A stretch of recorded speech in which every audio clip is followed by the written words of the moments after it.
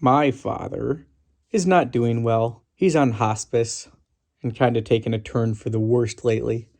But instead of focusing on the negative things, I thought I would take you along on an adventure him and I had last October. He called me up and said, "Hey, I've been trying to catch a raccoon in a live trap. I got up this morning and I caught an animal, but it's not a raccoon. It's black and it has a white stripe." And in fact, he says it's mostly white, but it's clearly a skunk. So I wanted to know if I could help him get the skunk out of the cage. I didn't really know the best method, so I watched a few YouTube videos. I did a little bit of reading. And I said, "Hey, Dad, it appears that if you walk towards a skunk slowly with a blanket, you can walk all the way up to him. You talk to him, be real friendly, just make sure he's not scared. If he looks like he's getting frightened, you can stop, talk gently to him." This morning I come out here and this beautiful white skunk is in my trap. And I'm really not real excited about doing this. But I'm going to do this right over. And then you can keep walking until you get up there and you can just gently set the blanket over top of the cage. And once you do that, he won't spray once the blanket's in place. This is all just conjecture and things I learned on the internet, so I didn't really know if it was true, but it sure sounded good. So I go over to his house.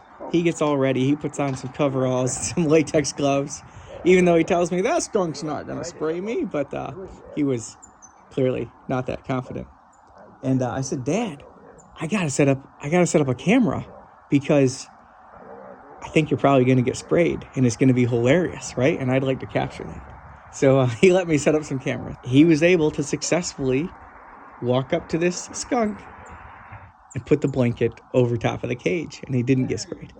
That's only half the battle. Now we have a skunk that's still in a cage, and we got to dispose of it. I researched a few different methods, shared them with Dad. He said, I really don't have it in me to kill that skunk because he's really pretty. I'd like to just take him out to the state land and let him go. And that actually made me kind of happy. I've actually thought as an adult, my dad would probably be slightly disappointed in me every time I end up having to shoot an animal. Like, for instance, I was raising chickens for a while and a raccoon kept eating all my chickens. I would set up a live trap and catch the raccoon. And even though it saddened me to do so, I, had to take him out and dispose of him because I can't just be feeding my chickens to a raccoon. But every time I was in that moment, I thought my dad would probably be disappointed in how much of a sissy I am when it comes to killing things. So it made me kind of happy to see that he clearly struggles with the same emotions. So anyhow, this is the new plan. We're going to carry the skunk. And I was a little worried because I'm like, he can see the ground when we pick him up. But Dad convinced me that he wouldn't spray. So we moved him to my Jeep, transported him a few miles away to the state land. And that's where the video picks up here.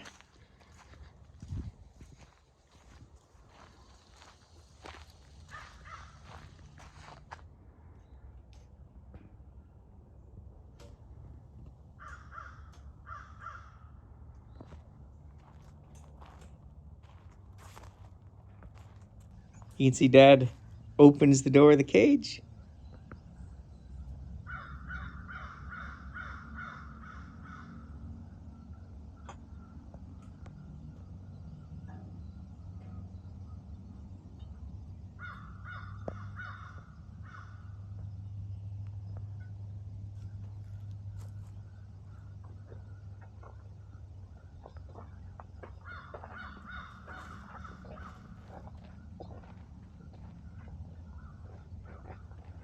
Removes the blanket.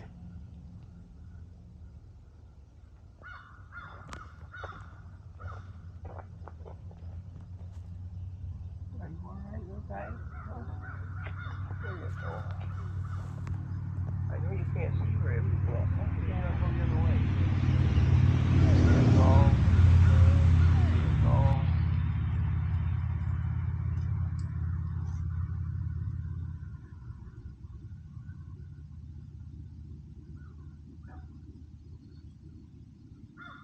And this beautiful skunk wanders away into the woods, never to be seen by us again.